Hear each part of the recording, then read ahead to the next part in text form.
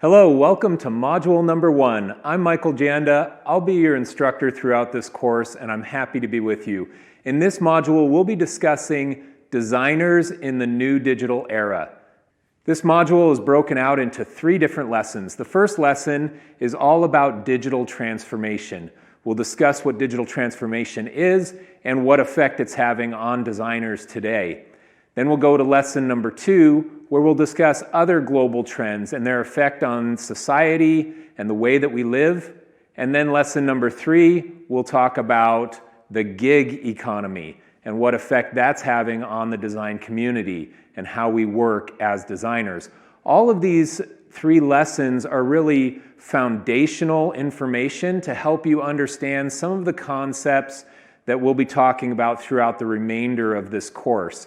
So they're important topics to discuss to help you get on the same page with some of the things that I'll be talking about throughout all these lessons. Now, before we dig into lesson number 1 and start talking about digital transformation, I thought that it would be important for us to define the term UX, or user experience design. It's the tentpole idea of this course, and we're really going to touch on it from a lot of different angles throughout all of these lessons. So to define this term, let's watch the person who coined the phrase user experience back in the days of Apple. His name is Don Norman. We'll mention him several times throughout this course, and let's listen to his definition of the term UX, and then we'll talk about that a little bit more. Once upon a time, a very long time ago, I was at Apple. And we said the experience of using these computers is weak.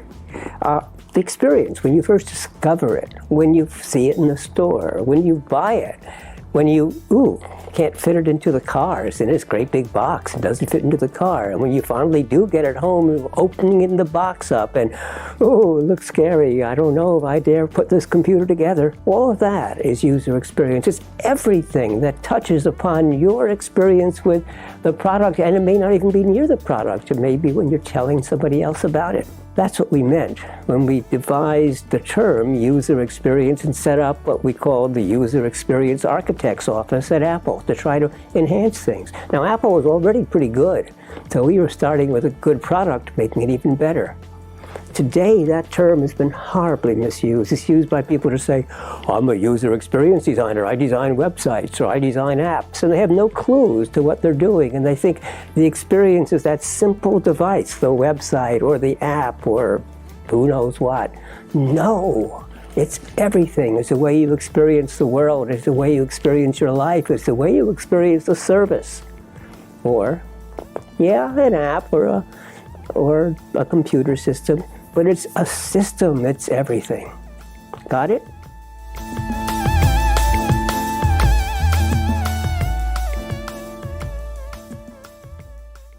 That video can be found using the link that's on the screen, and also by going to nngroup.com, which is the Nielsen-Norman Group, and Jacob Nielsen and Don Norman are the principals of the Nielsen-Norman Group and are really the pioneers and the kind of founding fathers of the ideas of usability design, and they hit it from a lot of different angles with a lot of different articles and workshops and things that are available on their site. I highly recommend that you use that as part of your resources as you're trying to learn user experience design. Now let's talk about this video a little bit. Now, as Mr. Norman said in this video, everything that touches upon your experience with a product is the user experience. It's more than just the website or the app. It's the way that you experience the world, a service, and yes, it can be a website or an app, which is primarily how this term is used today, but it's bigger than just that. So throughout this course, we're going to be talking about user experience design as it relates to the digital environment that we live in today, which is primarily websites and applications. But keep in mind that as technology continues to evolve, the term user experience is going to continue to evolve. It's going to change and adapt. And so this is just the start of a huge industry that's growing every day that is user experience design. We're going to touch on it from a lot of different angles in this course.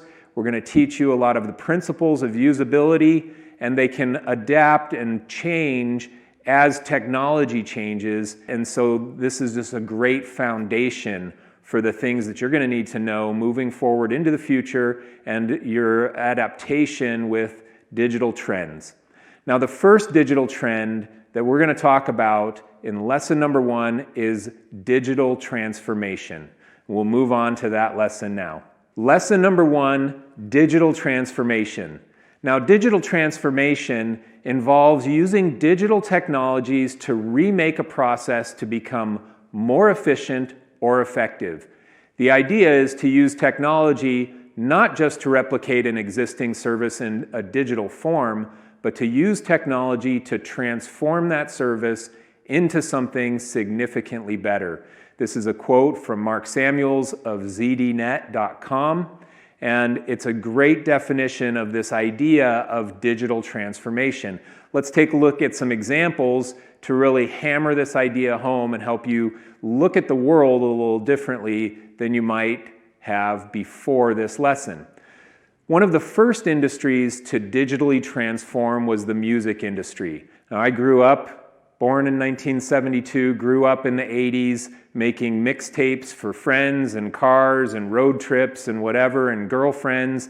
And you would mix songs together using a cassette tape with 2 cassette decks and push play on one and record on the other. And this is the way that music was ingested by the mass population.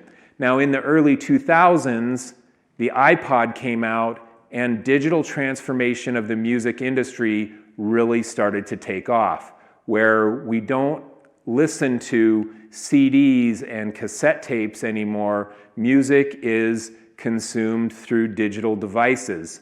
We can make mix playlists and mixtapes in this digital environment, and it's really reshaped the way that we consume music.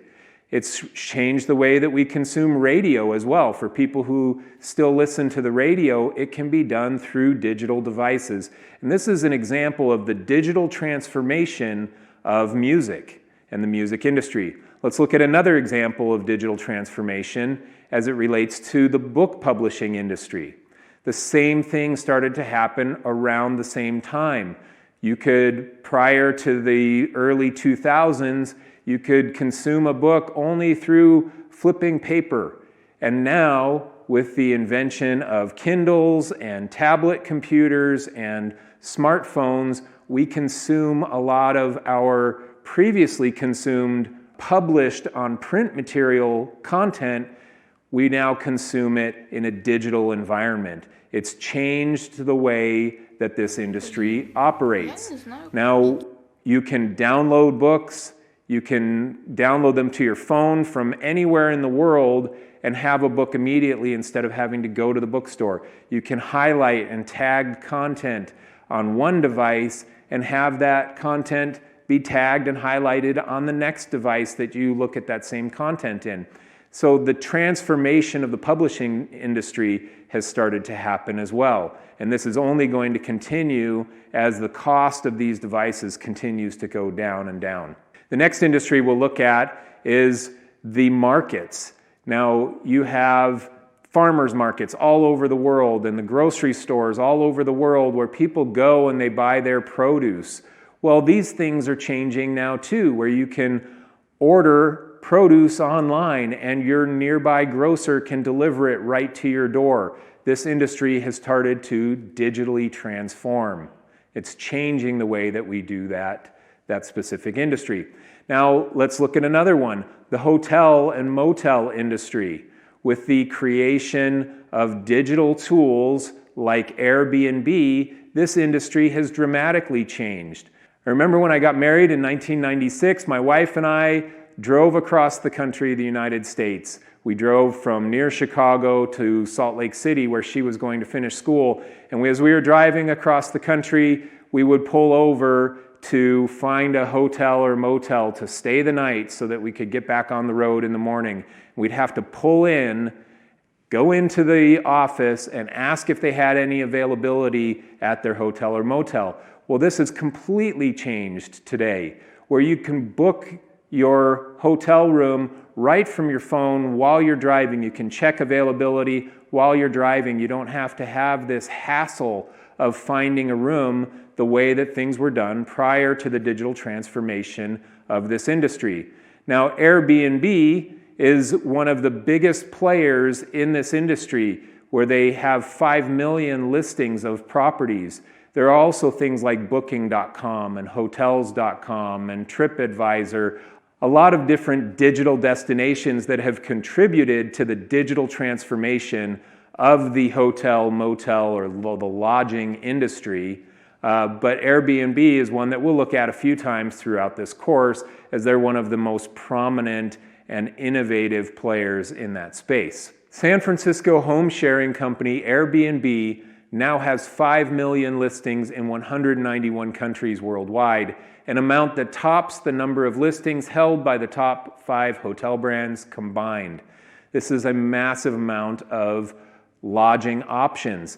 When you consider Marriott and Hilton and Intercontinental and some of these mass chain hotel and motel companies, that's a massive amount. To have more than all of those combined is what Airbnb offers. And this is all made possible because of the digital transformation of the lodging industry. Next, let's look at the taxi industry. Now, I used to do a lot of business in New York City, and every time I would travel to New York, I have all these memories of standing on the curb in the rain or in the snow, trying to flag down a taxi. And the taxi industry in New York is very busy, and it's sometimes hard to flag down a taxi. Well, that has all changed with the creation of Uber and companies like Uber, where you can call your car and have it come right to your location through your GPS location tool on your phone, and the car comes right to you. There's no more hailing a cab the way that we used to do back in the old days. This is the digital transformation of the taxi industry, and the companies that aren't transforming are being left behind because of Uber, Lyft, and many other players in this space. The next industry worth mentioning is the mass media industry. Newspapers used to be a very important ritual of everybody's morning. My father used to read the newspaper over a bowl of cereal almost every day of his life. I have vivid memories of seeing that, and that just doesn't exist anymore. The newspaper is old news because of the digital transformation of the print media.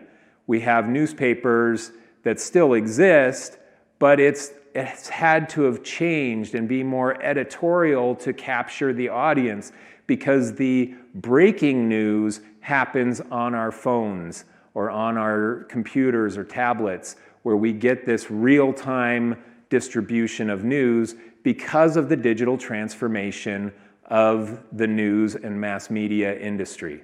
Let's talk about the digital transformation of fast food. This is a photo that I actually took this morning from McDonald's. We're shooting here in Russia, in Moscow, and when I go to restaurants here, because I don't speak Russian, I always have to ask them for an English menu or hope that somebody there speaks English. Well, the digital transformation of the fast food industry has simplified this whole process, where you can see on the right there are some kiosks, and you can go to this kiosk and you can choose your language on the kiosk.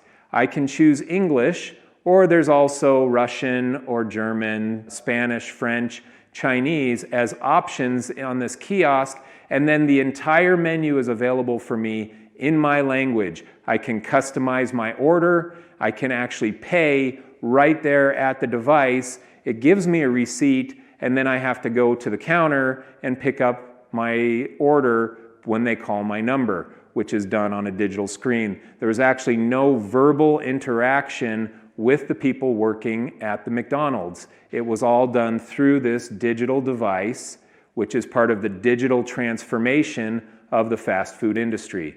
So this is another industry that's very interesting to look at on how we operate in conjunction with fast food restaurants and how it's changing, transforming. Let's look at one of the most interesting examples, and that's the digital transformation of an entire country. Estonia is a country in Eastern Europe with 1.3 million people, and it's been named the most advanced digital society in the world by Wired magazine.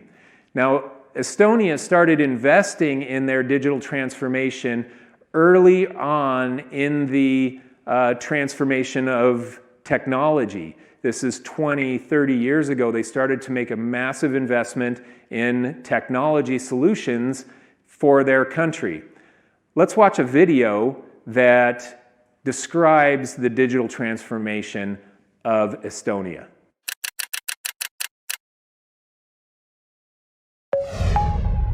Estonia, a small Nordic country, began developing its digital society about 2 decades ago. At that time, the general population were without internet connectivity, and ICT devices were not widely used. Therefore, it took great courage to invest in IT solutions and embark on the digital journey.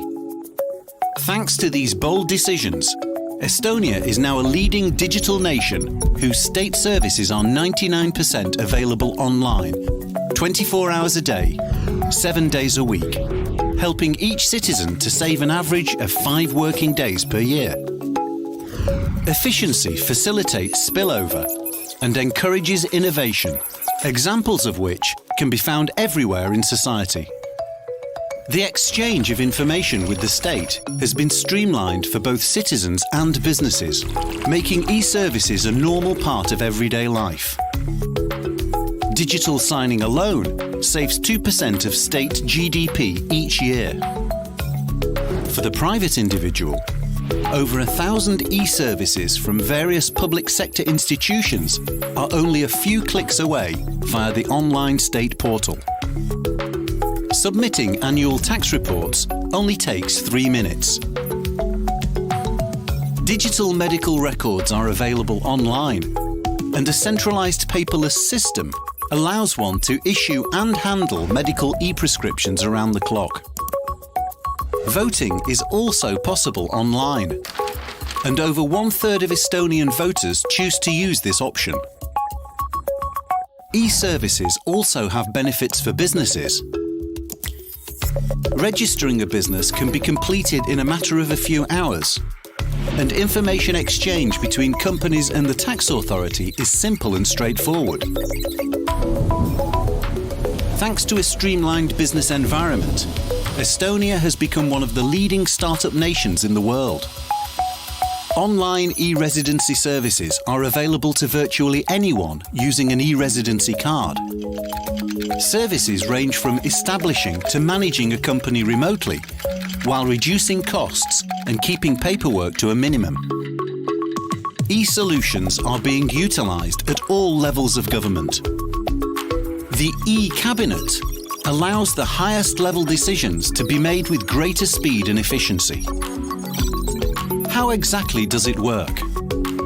A key element of efficiency is the X-Road platform, which allows state institutions to exchange data securely, eliminating excess duplication and helping to speed up processes. Data is stored at the point of collection and accessible for authorized organizations in real time. A pivotal milestone was the introduction of a unique ID card in 2002, which can be used for electronic identification and secure digital signing. This allows the user access to hundreds of e-services from both public and private sectors. Transparency and trust is essential, so each citizen may monitor access to his or her data, leading to improved efficiency and trusted solutions. Estonia is a pathfinder, so things may sometimes go wrong. Having the courage to learn from mistakes and to share those experiences with others enables constant improvement. Trust and cooperation is key. The e-state could not have been built so quickly and efficiently without the partnership of both the private and public sectors. as well as research institutions and the voluntary IT community. Also, the importance of trust from our citizens cannot be overestimated. A case in point is Estonia's experience during the 2007 large-scale cyber attacks, when cooperation between the private and public sectors became extremely important in deflecting these attacks with minimal damage. Subsequently, Estonia has taken on a leading role within the international community against the cyber threats. As with cybersecurity, we need to create efficiency in all areas. We dare to question conventional methods and to suggest sustainable alternatives. Many of Estonia's innovations and e-solutions have been successfully adapted in over 60 nations worldwide, a third of the world. Thanks to the e-residency program, Estonia's e-solutions can benefit business people everywhere. We are eager to continue with experimentation. The next step of the e-state evolution is the movement of e-services into a fully digital mode. This means that services can be initiated proactively and citizens' needs met automatically, almost invisibly.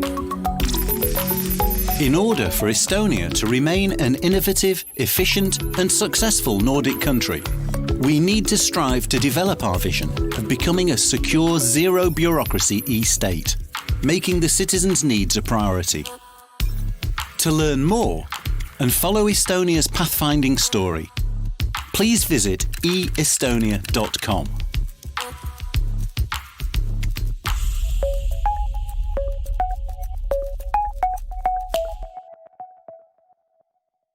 Now, the idea of e-Estonia, or this technologically advanced version of their country, offers a lot of different services in digital form for their population. They have identity. You have a digital identity with a digital card that you carry around with you. You have security and safety services like the law and police services, healthcare, where you can manage your prescriptions and your health records. There are government services like voting that are all done through this e-environment. They have mobility like parking and intelligent transportation systems. Business and finances, where you can do your taxes right through their digital environment. Education, including e-schooling, has all been digitally transformed in Estonia. It's a very fascinating case study on digital transformation, as they're one of the pioneers of really transforming the way that their entire country operates. You can learn more about e-Estonia by going to e-estonia.com or the YouTube link that's on the screen.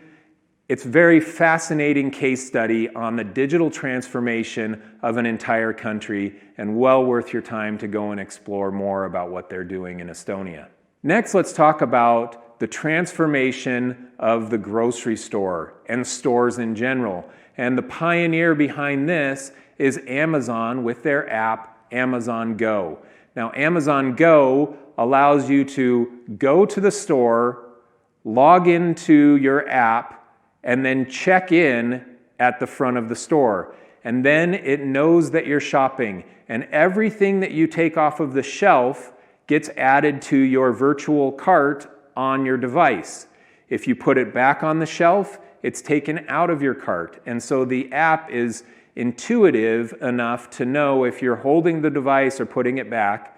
And then as you shop and put things into your basket, you just walk out of the store. And when you leave the store with the products that you've selected, it charges your account. This is the digital transformation of the shopping experience as we know it, and it's very fascinating. It's going to change the way that we shop. Now let's watch a video about Amazon Go that it describes it more. 4 years ago, we started to wonder, what would shopping look like if you could walk into a store, grab what you want, and just go? What if we could weave the most advanced machine learning, computer vision, and AI into the very fabric of a store so you never have to wait in line? No lines, no checkouts, no registers. Welcome to Amazon Go. Use the Amazon Go app to enter. Then put away your phone and start shopping. It's really that simple. Take whatever you like. Anything you pick up is automatically added to your virtual cart. If you change your mind about that cupcake, just put it back. Our technology will update your virtual cart automatically. So, how does it work? We used computer vision, deep learning algorithms, and sensor fusion, much like you'd find in self-driving cars. We call it Just Walk Out technology. Once you've got everything you want, you can just go. When you leave, our Just Walk Out technology adds up your virtual cart and charges your Amazon account. Your receipt is sent straight to the app, and you can keep going. Amazon Go. No lines, no checkout. No, seriously.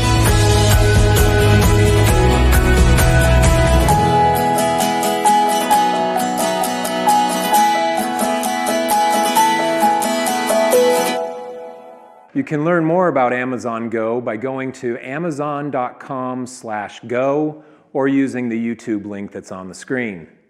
Now, the important thing to know about digital transformation is that people are still booking hotels and apartments, but the method of booking is different. They're still consuming the news, but the method of consumption is different. People still go to the store, but their shopping experience and their checkout process is different. It's digitally transformed. Now, large companies lost 30 to 40% of their business because they didn't transform in time. Let's look at the evolution of digital transformation so you can see how that statistic could be true. In the late 90s, we had an era of digital products and infrastructure. The digital products like the music industry, entertainment industry started to create digital products. Infrastructure like telecommunications, software, and IT also started to really emerge in the late 90s as this infrastructure was built. Then in the 2000s, we have digital distribution and web strategy. A web strategy and e-commerce, or retail and electronics, started to become the main focus of a lot of companies. And then creating efficiency through web strategy, like the government, also started to happen. So this was the early 2000s. Now in 2010s and beyond, we have the digital transformation of business models, where the mobile revolution has happened. With the invention of the smartphone, we had social media emerge as a major destination for everybody's digital experience with the world. And then we have hyper-digitization and the power of analytics have all started to create this digital transformation of business models. 85% of enterprise decision makers surveyed feel they have a time frame of just 2 years to make significant inroads on their digital transformation before suffering financially and/or falling behind their competitors. 52% of executives cite a lack of familiarity with technology as a barrier to digital transformation. Now, I see that statistic and I see a great opportunity for user experience designers to not only come in and help companies digitally transform, but to teach the 52% of executives who don't even know what technologies are available. They need a consultant-style relationship with you as a user experience designer to help them digitally transform. We're going to give you some of the processes that you need to have in place to provide that consultancy-style service. 55% of companies without an existing digital transformation program say the time frame to adopt one is a year or less. And 19% of CEOs and senior executives surveyed said they expected to appoint a CDO, or a Chief Digital Officer, by 2014. Now, this is a dated statistic, as you can see, but we're talking about 20% of CEOs planned to create the Chief Digital Officer role by 2014. This means that this is becoming a major priority of big organizations. 27% of executives rate digital transformation as a matter of survival. Now, inside of companies, digital transformation is typically led by the CMO, the Chief Marketing Officer, with 34% of companies reporting that that's the person who is leading the charge on digital transformation. The CEO comes in second at 27%. 19% of companies have the CIO, the Chief Information Officer, or the Chief Technology Officer, the CTO, be the person who is leading out on digital transformation. You can see 15% is led by a Chief Digital Officer, and then the Chief Experience Officer leads 5%. Now this is the breakdown, and it's good for you to know so that you have an understanding of who you'll probably be operating with as a UX designer as you go in and work with different companies to help them digitally transform their businesses. Now there are three drivers of digital transformation. The first driver is that it improves the customer experience. The second is that it increases the speed of innovation, and the third is that it improves the time to market. These are the drivers. These are the reasons that people are trying to digitally transform. They want to improve the customer experience, the speed that their company innovates, and the time to market of their products and services. Not all industries have transformed at the same time. There are a lot of industries that are still lagging. Let's look at the transformation of industries and who is where in this process. You can see on this chart that is from the IBM Institute for Business Value, the degree of product and service digitization. So on the left column, you have the industries that are still primarily physical. You have agriculture, consumer products, industrial products, metals and mining, services, and white goods. And white goods are also known as appliances. Then in the middle, you have some that are mixed. They're still digital and physical. They have both components that operate as part of their business strategy. In that, you have aerospace and defense, automotive, banking, consumer electronics, healthcare, medical devices, publishing, retail, and telecommunications. Now, some of those are further along than others. Healthcare and banking have made great strides in digital transformation over the last several years. So they're a little bit further along than some of these other ones like consumer electronics, for example, or the retail environment, which is changing now, but it's not as far along as banking and some of the other industries like healthcare. And then you have primarily digital. These are the industries that are almost all digital. You have the financial markets, gaming, music, and software industries. So these are the different industries and where they are in this process. So where do we go from here? There are really two options. We can either sit back and watch these companies or these industries transform, or we can help them change. We can help them make this transformation.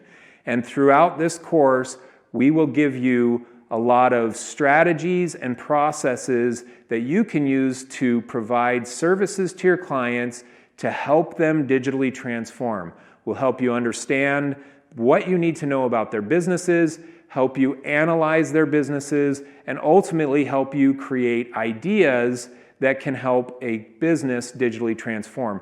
This is a great service for your clients. This is part of the user experience umbrella that Mr. Norman talked about, where it is everything, the way that somebody interacts with a business or a service. And so we're going to be talking a lot about these things throughout this course. I'm happy to be with you. This has been lesson number 1, and we'll move on to lesson number 2, where we'll talk about the global trends that are also affecting the UX environment.